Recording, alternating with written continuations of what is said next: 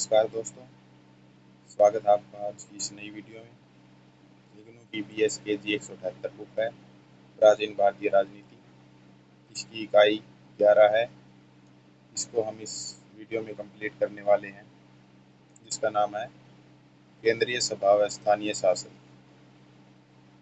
सबसे पहले इसका उद्देश्य पढ़ेंगे, फिर प्रस्तावना और उसके बाद केंद्रीय सभाएं, जिसमें सभा, समिति और विदत शामिल थे। उसके बाद स्थानीय शासन, वैदिक कालीन शासन क्या था, रामायण एवं महाभारत कालीन शासन व्यवस्था कैसी थी, महाकाव्य काल का जो शासन था वो किस प्रकार व्यवस्थित था, मौर्य एवं मौर्योत्तर कालीन शासन कैसा था, गुप्तकालीन शासन कैसा था, सभासद तथा पदाधिकारी कौन थे, और उसके बाद स्थानीय शासन और इसके प्रशासनिक स्वरूप।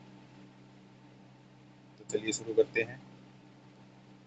उद्देश्य: इस पाठ के अध्ययन के अनंतर आप जान पाएंगे कि प्राचीन भारतीय शासन पद्धति कैसी थी, विभिन्न कालों में सभा, समिति आदि की क्या भूमिका थी, जो अलग अलग काल थे, समय कालखंड थे, उसमें सभा और समिति की क्या भूमिका थी, क्या उनकी भूमिका में कोई बदलाव आता था, इसके बारे में भी हम जानेंगे।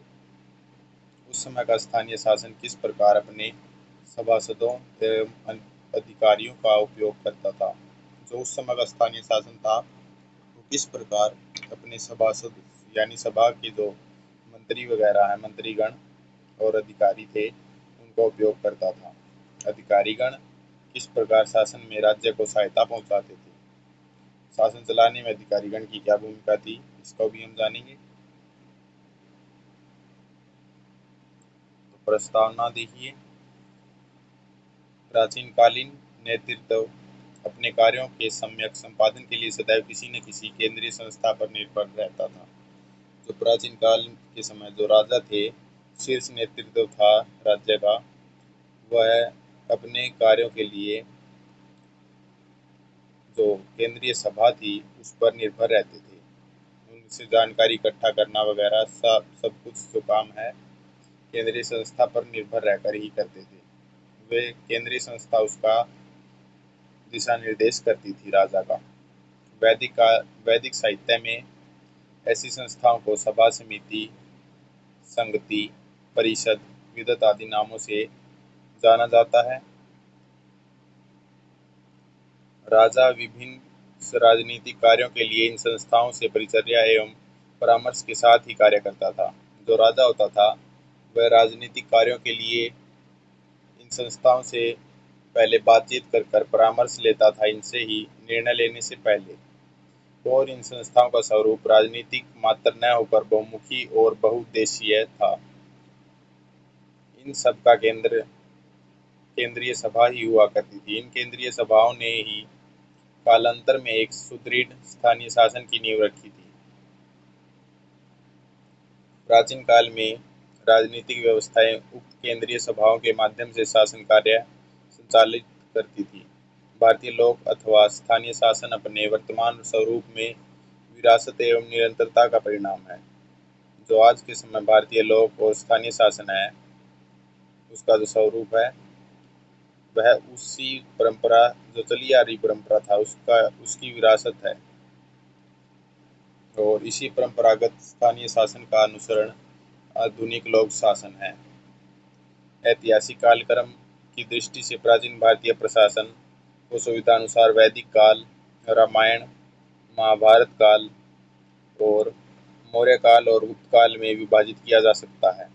अतः भारतीय लोक प्रशासन का विकास अनेक शताब्दियों के विकास का परिणाम है। यद्यपि इस विकास के सुव्यवस्थित एवं सुस्पष्ट विवरण का अभाव है। इस प्रकार उक्त केंद्रीय सभा और स्थानीय शासन का विस्तृत विश्लेषण इस पाठ की आवश्यकता है। अगला जो टॉपिक है, केंद्रीय सभाएं। वैदिक युग के राष्ट्र का शासन राजा अकेला नहीं करता था। जो वैदिक काल के समय राष्ट्र होते थे, उनका जो शासन है वह राजस्व अकेला नहीं करता था, बल्कि उसकी सहायता के लिए सभा और समिति नाम की दो संस्थाएं सत्ता में थी। इसके साथ ही विदत नामक एक अन्य संस्था भी उल्लेख प्राप्त होता है। सभा और समिति नामक संस्थाओं का उल्लेख वैदिक साहित्य में अन्यंत्र में भी अनेक स्थलों पर पाया गया है। एक मंत्र में कहा गया है, सभा मेरी रक्षा करे, उसके जो सभ्य सभासद हैं वे मेरी रक्षा करें। अन्यंत्र सभा, समिति और सेना का एक ही मंत्र में उल्लेख किया गया है। एक अन्य मंत्र में प्रार्थना की गई है कि सभा के सभासद सवाचस यानी अनुकूल और उद्देश्यपूर्ण हो। जो सभा के जो सदस्य हैं वह अनुकूल हो और उद्देश्य की पूर्ति करने वाले हों। उनकी वाणी एक हो, वे परस्पर विरोधी बातें न करके सवाचस होकर कार्य करें। वे एक दूसरे का विरोध न करें और सोच समझकर कार्य करें। सभा एवं समिति का रूप क्या था, इस पर विद्वान एकमत नहीं है। पुनरपि सभा एवं समिति को समान स्तरीय माना गया। अथर्ववेद में दोनों को प्रजापति की कन्या तथा सभा को समिति की भगिनी कहा गया है। ये सभा के बारे में एक्सप्लेनेशन है, इसको भी देख लीजिए। पहले सभा वैदिक काल की एक संवैधानिक संस्था थी। जो सभा थी वह कानूनी संस्था थी वैदिक काल के समय से ही, और जिसमें मनुष्य एकत्र हुए हों ऐसे समूह को सभा कहते थे।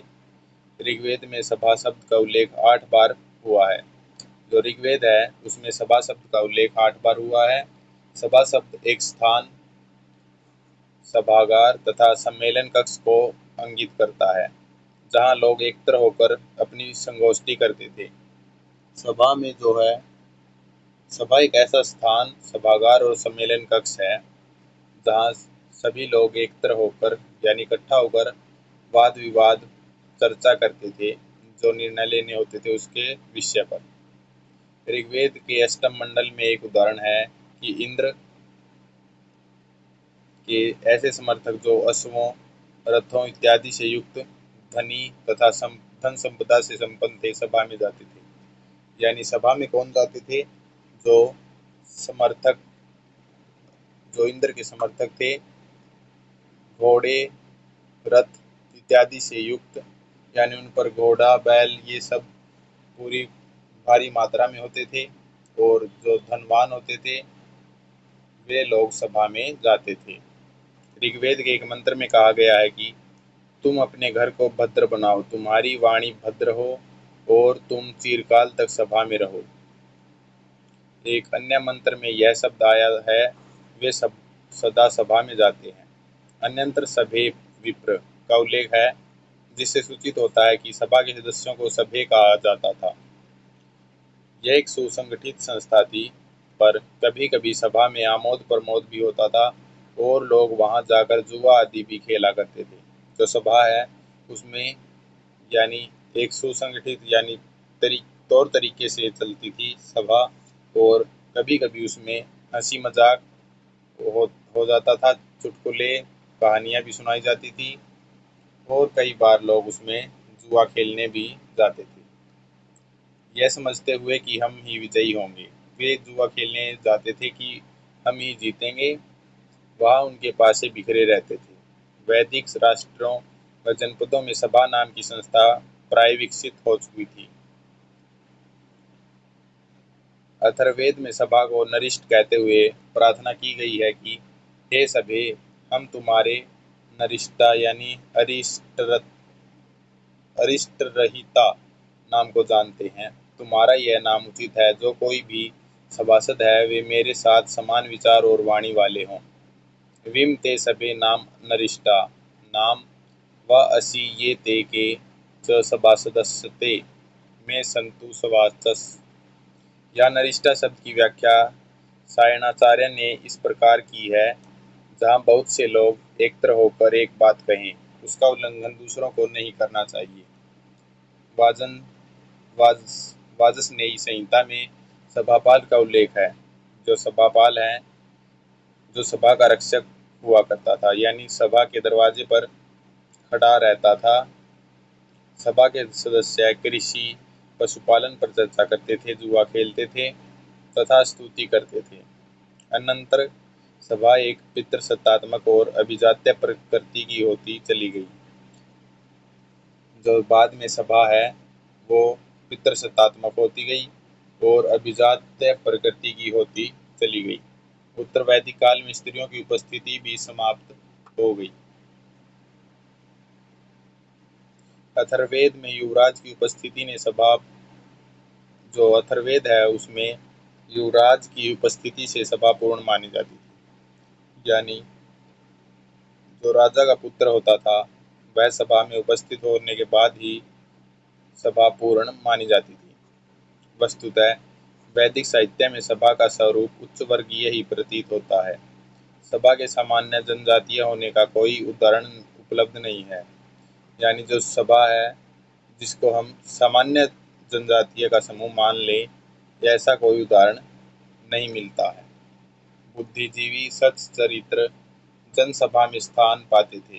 जो बुद्धिजीवी होते थे, जिनका चरित्र अच्छा होता था, वही लोग सभा में स्थान पाते थे और सभ्य एवं सभासद कहलाते थे। सभा में राजा उपस्थित होता था, किंतु सभा का अध्यक्षत्व निर्वहन नहीं करता था। ये तदर्थ सभा के अध्यक्ष के रूप में सभापति का उल्लेख मिलता है।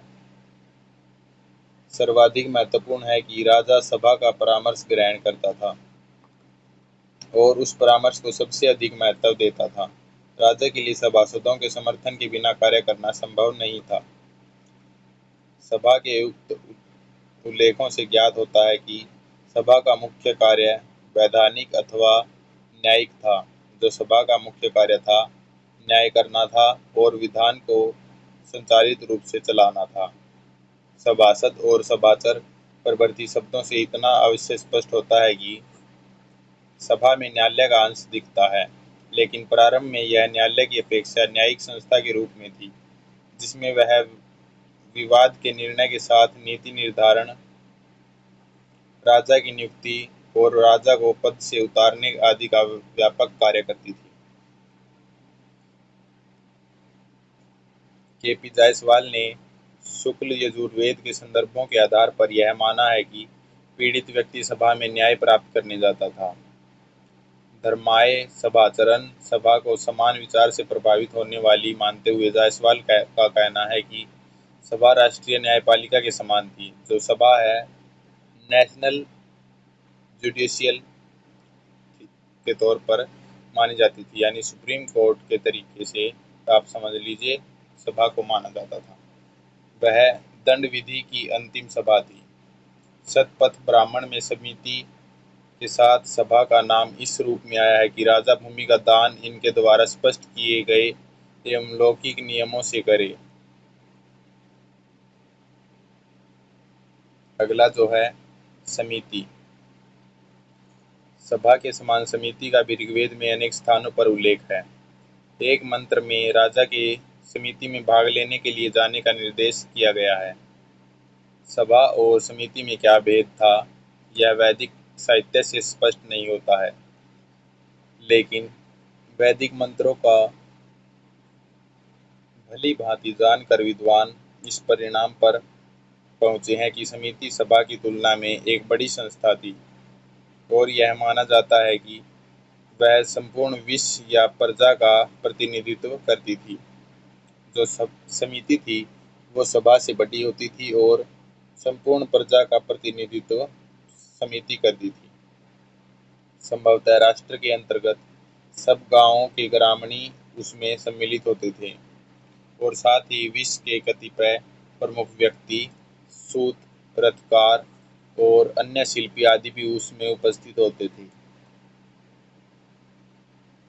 राजा भी समिति में उपस्थित होता था। समिति के पति अध्यक्ष को ईशान कहते थे, यानी समिति के अध्यक्ष थे उसको ईशान की संज्ञा दी गई है।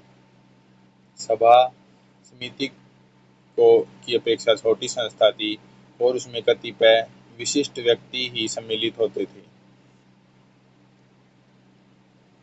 वैदिक कालीन संवैधानिक संस्थाओं में सर्वप्रमुख संस्था समिति के नाम से जानी जाती थी। जो वैदिक काल के समय संवैधानिक की जो शीर्ष संस्थाएं थी, जो महत्वपूर्ण संस्थाएं थी, उसमें समिति सबसे ऊपर आती थी। यह एक राष्ट्रीय संस्था थी जो विश्व के द्वारा निर्मित थी। इस समिति में उपस्थित 20 ही राजा का निर्वाचन और पुनर्निर्वाचन करते थे। ऋग्वेद और अथर्ववेद के विविध मंत्रों में समिति के कार्यों के संकेत मिलते हैं। ऋग्वेद में कहा गया है, समानम व्रतम सहचित तेषाम। अथर्ववेद का मंत्र है, समानो मंत्र समिति समानी। राजा के लिए समिति में जाना अपेक्षित था। ऋग्वेद में कहा गया है, राजा न सत्य समितिरियानम। राजा यदि समिति में उपस्थित नहीं होता तो वह असत्य राजा कहलाता था। यानी अगर राजा समिति में न उपलब्ध हो, यानी समिति में न उपस्थित हो, तो वह असत्य राजा कहलाएगा। सदस्य अपना ऐसा वक्तव्य देते थे जो कि समिति में स्वीकृत हो जाए। संग्रामा समित्यस्तेषु सारुवदेम ते। के.पी. जायसवाल के अनुसार समिति राष्ट्र के सभी सदस्यों की राष्ट्रीय सभा थी। उसका संगठन प्रतिनिधित्व पर होता था। वह सार्वभौम संस्था थी। राजा को चुनने और राजा को पद से पदच्युत करने एवं पुनर्नियुक्त करने का उसे अधिकार था।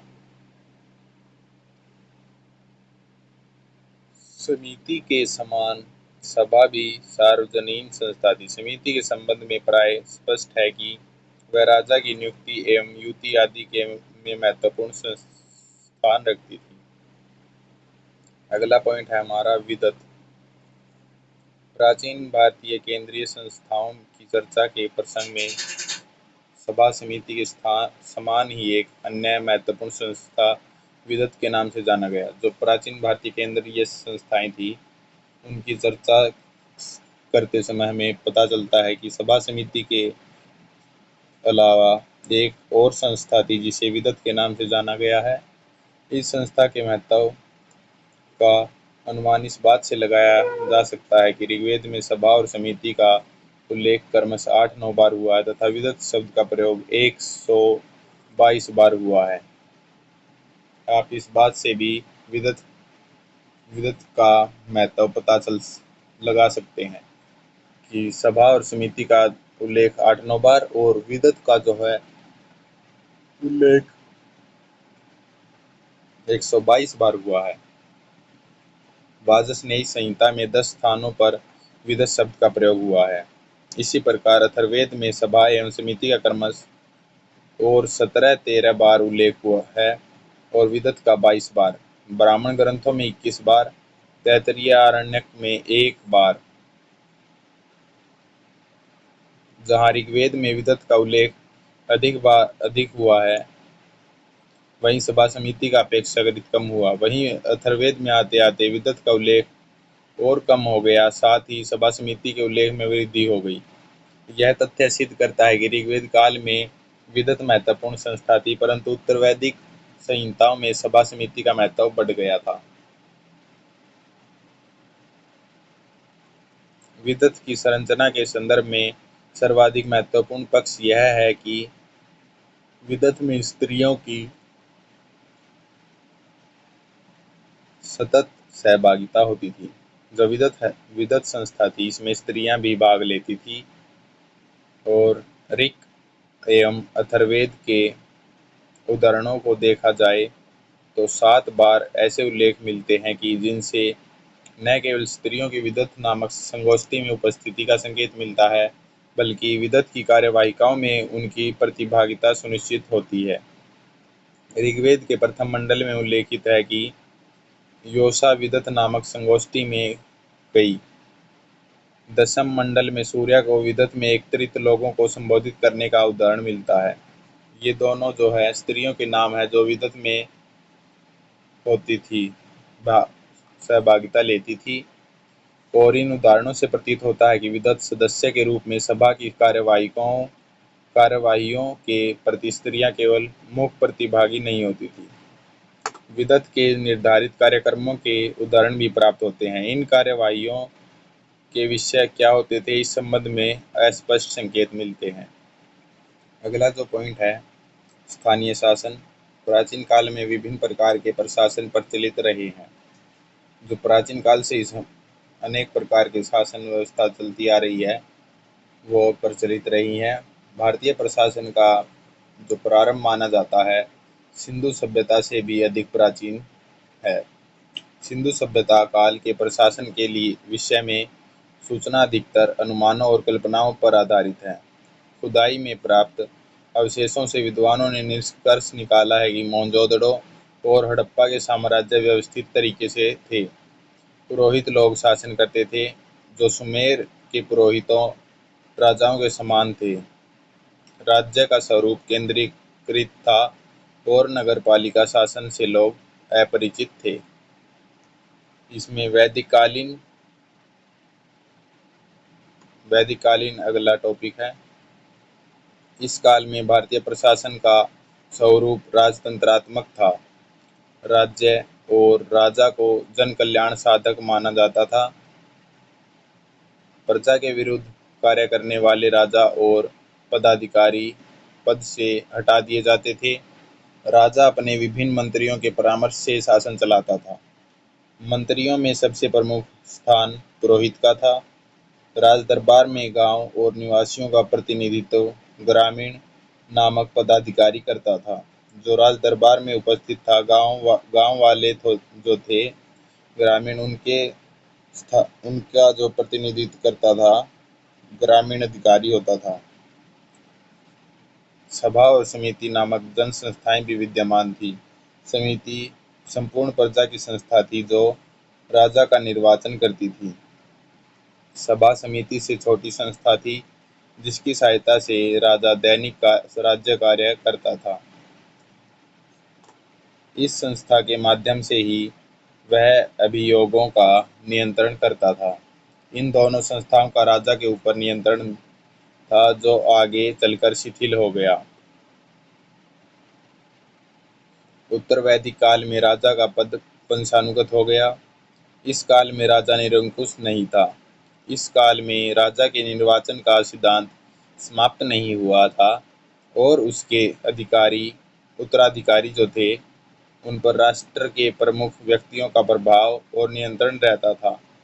शासन के संचालन में राजा प्रतिष्ठित मंत्रियों की एक परिषद की सहायता लेता था। जो शासन चलाने के लिए राजा जो ऊंचे मंत्री थे और परिषद की सहायता लेता था। प्रधानमंत्री को मुख्यामात्य कहा जाता था। सभा समिति और मंत्री परिषद का राजा पर प्रभाव था। राज्य की शासन व्यवस्था को सुविधाजनक बनाने के लिए अनेक विभागों की रचना की गई थी, जैसे वित्त विभाग, निरीक्षण, संरक्षण, सेना विभाग आदि। स्थानीय शासन का कार्यभार एक विशेष मंत्री द्वारा वहन किया जाता था। उसका मुख्य कार्य ग्राम और विषय के अधिकारियों पर नियंत्रण रखना था और उनके पारस्परिक झगड़ों का निपटारा करना था। जो स्थानीय कार्यभार का एक विशेष मंत्री था, उस पर गांव और उसके गांव के विषय के अधिकारियों पर नियंत्रण रखना था और उनके झगड़ों का निपटारा करना था।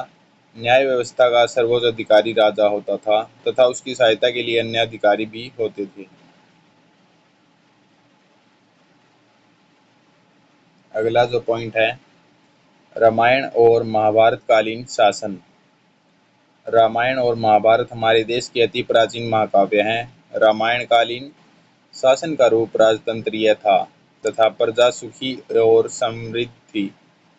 प्रजा का अध्यक्ष राजा होता था, जिसे परामर्श और राज्य कार्यों के संचालन में सहायता देने के लिए मंत्री और सभासद आदि होते थे।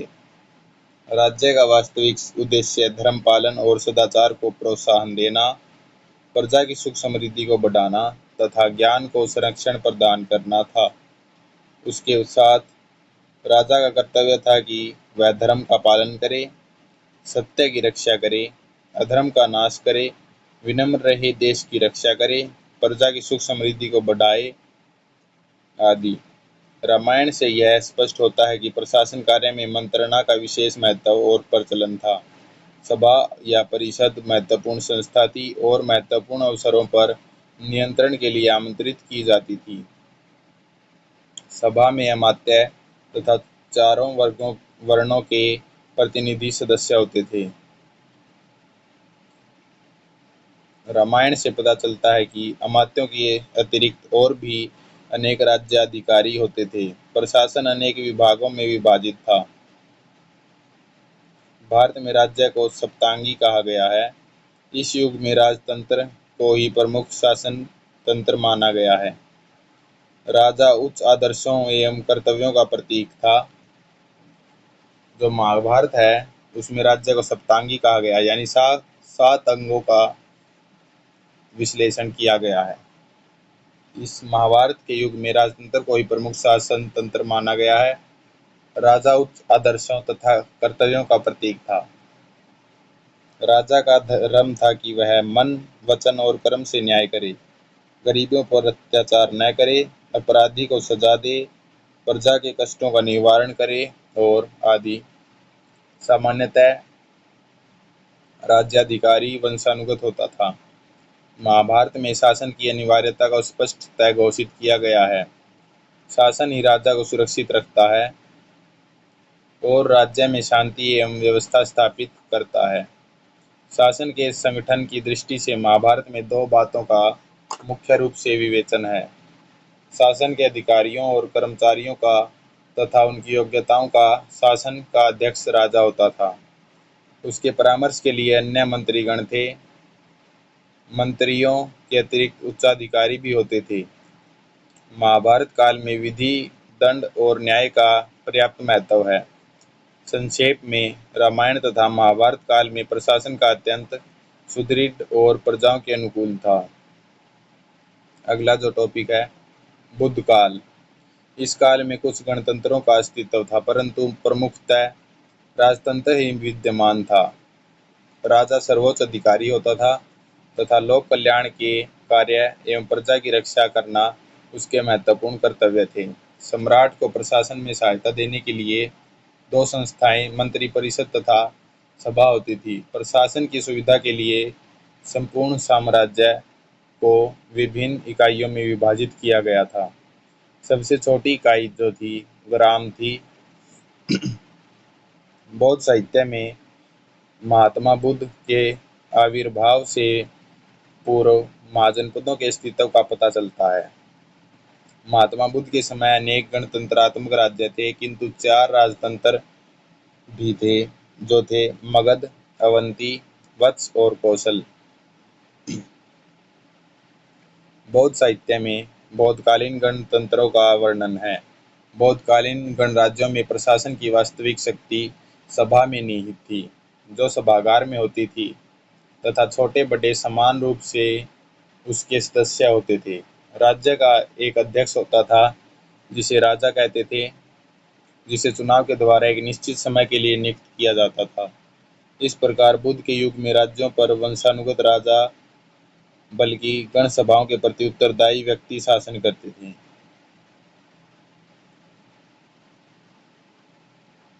अगला जो टॉपिक है, मौर्य एवं मौर्योत्तर कालीन। मौर्य प्रशासन में राजा ही साम्राज्य का प्रमुख होता था और कार्यकारी, न्यायिक एवं विधायी शक्तियाँ सब उसी में निहित थी। इस काल में चंद्रगुप्त मौर्य एक कुशल सेना नायक और विजेता होने के साथ ही एक उच्च कोटि का शासक भी था। चंद्रगुप्त के शासन का स्वरूप प्रबुद्ध राजतंत्र था। पूरी सत्ता राजा के अधीन थी, किंतु राजा का लक्ष्य प्रजा का अधिक से अधिक जन कल्याण करना था। प्रजा के कल्याण में राजा अपना हित समझता था। राजा की आज्ञा अथवा आदेशों को सर्वोच्च माना जाता था। राजा अकेला राज्य नहीं संभाल सकता था, अतः उसकी सहायता के लिए मंत्रिपरिषद तथा सुनियोजित अधिकारी वर्ग होता था। यूनानी राजदूत मेगास्थनीज ने राजा के परामर्शदाताओं में मंत्रीगण, न्यायाधीश, सेनापति और कोषाध्यक्ष का उल्लेख किया है। कौटिल्य ने राज्याधिकारियों का विस्तृत रूप से उल्लेख किया है। उसके अर्थशास्त्र में 18 तीर्थों यानी उच्च अधिकारियों का उल्लेख है। पहले स्थान पर है मंत्री, जो राजा का सर्वोच्च परामर्शदाता है। दूसरा, पुरोहित, यह भी राजा के राज्य कार्यों तथा धार्मिक कार्यों में परामर्श देता था। अगला है सेनापति, सेना का अध्यक्ष। युवराज यानी राजा का उत्तराधिकारी तथा परामर्शदाता। और दोवारिक यानी मुख्य स्वागत अधिकारी तथा द्वार रक्षक। अंतर्वेश अंतर्वेशिक यानी अंतपुर का रक्षक। प्रशस्ति यानी राष्ट्रपाल, पुलिस का सर्वोच्च अधिकारी।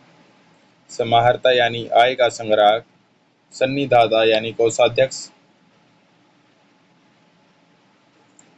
प्रदेष्टा, क्षेत्रीय अधिकारी तथा दंडनायक। नायक, पैदल सेना का प्रमुख अधिकारी अथवा नगरी कोतवाल। व्यावहारिक, न्यायाधीश। नगर निरीक्षक, स्थानीय निकायों का अधिकारी। व्यापाराध्यक्ष यानी उद्योग तथा व्यापार का अधीक्षक। अंतपाल, सीमा सुरक्षा संबंधी अधिकारी। कर्मांतक यानी खानों का अध्यक्ष। महापौर, नगर का सर्वोच्च अधिकारी। आटविक, वन विभाग का अध्यक्ष। इनमें से प्रथम 4 अधिकारी मंत्रिमंडल के अंतरंग सदस्य थे, जिनसे राजा महत्वपूर्ण विषयों पर परामर्श लेता था, और अन्य 14 विभागाध्यक्ष थे। इनसे भी राजा समय समय पर परामर्श लेता था। इन सभी को उच्च वेतन दिए जाते थे। संपूर्ण राज्य प्रांतों में विभक्त था। क्षेत्र का जो मुख्य अधिकारी था वो प्रदेष्टा कहलाता था। वह सामान्य प्रशासन, कर वसूली तथा शांति एवं सुरक्षा की देखभाल करता था। उसको दंडनायक के अधिकारी भी प्राप्त थे। क्षेत्र ग्रामों में विभक्त थे। ग्राम का जो अधिकारी है गोप होता था। 10 ग्रामों का संग्राहक तथा 200 गांवों का एक खारवटिक होता था। 400 गांवों का एक अधिकारी द्रोणमुख कहलाता था तथा 800 ग्रामों का एक स्थानीय होता था। ग्राम प्रशासन की इकाई था तथा गोप प्रशासन की रीढ़ था। गोप ग्राम की गणना करता था, जिसमें जाति तथा आय व्यय के साधनों का उल्लेख होता था। मौर्यकालीन नगर व्यवस्था अत्यंत उन्नत थी। पाटलिपुत्र की नगर पालिका का प्रशासन 30 सदस्यों की एक परिषद के हाथ में था, जो 6 समितियों में विभक्त थी। प्रत्येक समिति में 5 सदस्य होते थे। पहली समिति उद्योग और शिल्प की तथा दूसरी विदेशियों की देखभाल करती थी। तीसरी समिति संपत्ति का लेखा जोखा और जनगणना की व्यवस्था करती थी। चौथी समिति व्यापार पर नियंत्रण रखने, मापतोल का नियमन करने और बिक्री की वस्तुओं पर राज्य की मोहर लगाती थी। पांचवी समिति व्यापारियों द्वारा तैयार माल का निरीक्षण करती थी तथा छठी विक्रय कर वसूल करती थी। सब समितियां अपना अपना कार्य पृथक पृथक रूप से करती थी, किंतु कुछ कार्य विभिन्न समितियों के सहयोग तथा परामर्श से भी होते थे, जैसे सार्वजनिक भवनों की देखभाल, बाजार, बंदरगाहों तथा धर्म स्थानों की रक्षा करना आदि। इस काल में प्रशासन की सुविधा के लिए नगर को वार्डों में विभक्त किया गया था। राज्य की सारी आय नियमित अनुमान पत्र के अनुसार निर्धारित होती थी। व्यय की मुख्य मदें थी राज परिवार, धार्मिक कृत्य, सेना, दौत्य, रक्षा, वेतन, भत्ता, शिक्षा, वृत्ति, दान, यातायात, सिंचाई, भवन निर्माण और अन्य लोकोपकारी कार्य। राजस्व विभाग का संचालन समाहर्ता करता था और उसकी अधीनता में कई अध्यक्ष थे, जैसे शुल्काध्यक्ष, सूत्राध्यक्ष यानी सूत और कपड़े के निरीक्षक, शीताध्यक्ष जो सरकारी खेती के निरीक्षक थे, सूराध्यक्ष, सूनाध्यक्ष यानी बूचड़खाने के अध्यक्ष, और गणिकाध्यक्ष, मुद्राध्यक्ष, आकाराध्यक्ष यानी खान के निरीक्षक, पण्याध्यक्ष दुकान के निरीक्षक आदि। एक विषय जिला के राजस्व अधिकारी को नियुक्त करते थे। इस तरह से मौर्यकालीन समय में भारतीय प्रशासन का अत्यंत सुव्यवस्थित और कल्याणकारी स्वरूप पाया जाता था। शासन व्यवस्था सुदृढ़ और केंद्रीकृत स्वरूप लिए हुए थी। इस काल में प्रशासन का स्वरूप राजतंत्रात्मक था। अगला जो टॉपिक है, गुप्तकालीन। गुप्त राजाओं ने अपने पूर्व प्रशासकों के शासन प्रबंध को अपनाते हुए उसमें कुछ आवश्यक परिवर्तन कर समय के अनुकूल बनाया। इस अवधि में राजतंत्रात्मक शासन प्रणाली प्रचलित थी।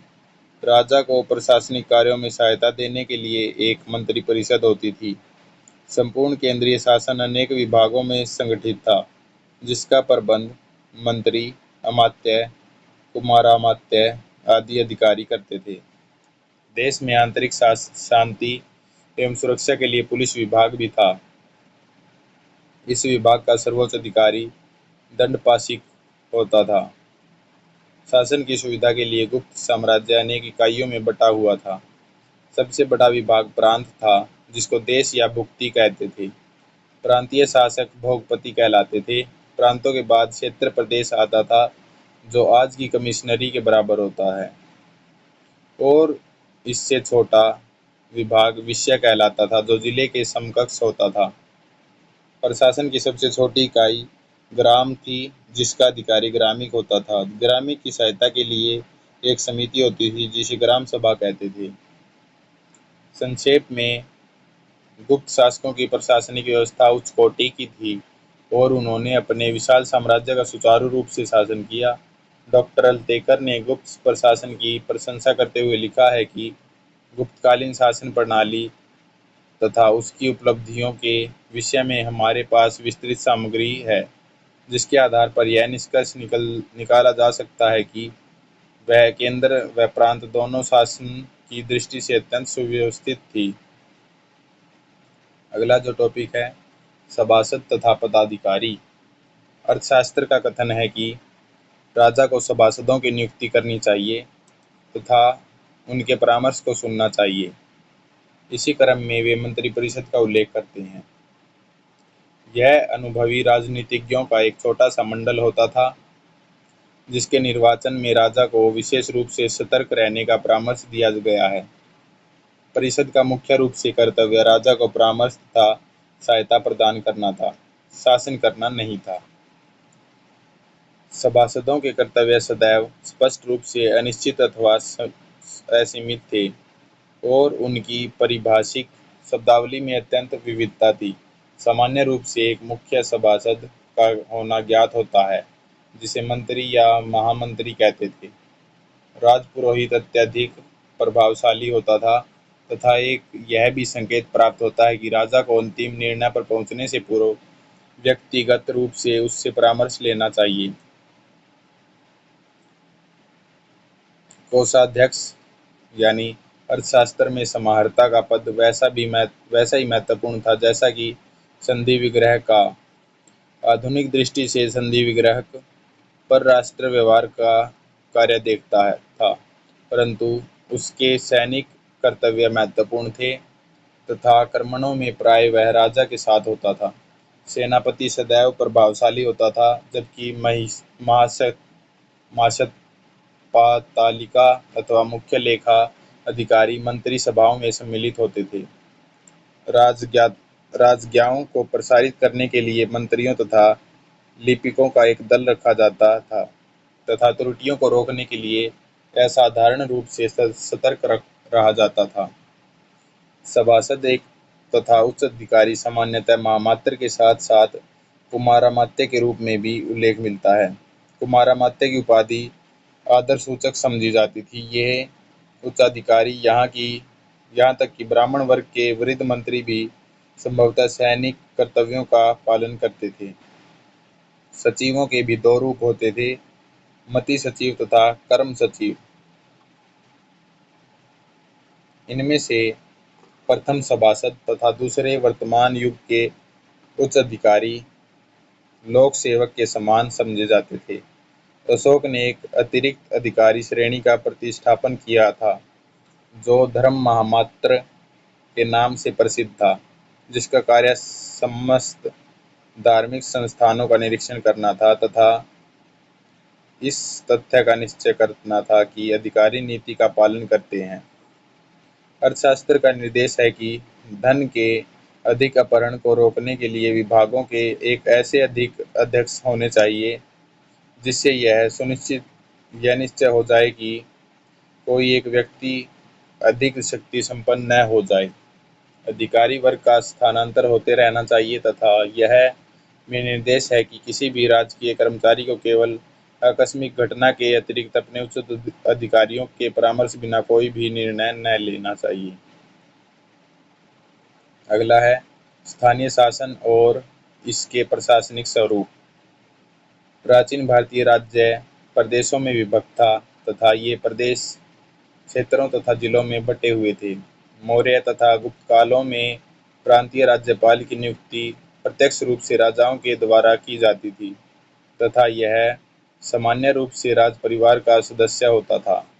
उत्तरकाल में बहुधा उसका पद बहुधा पैतृक होता था।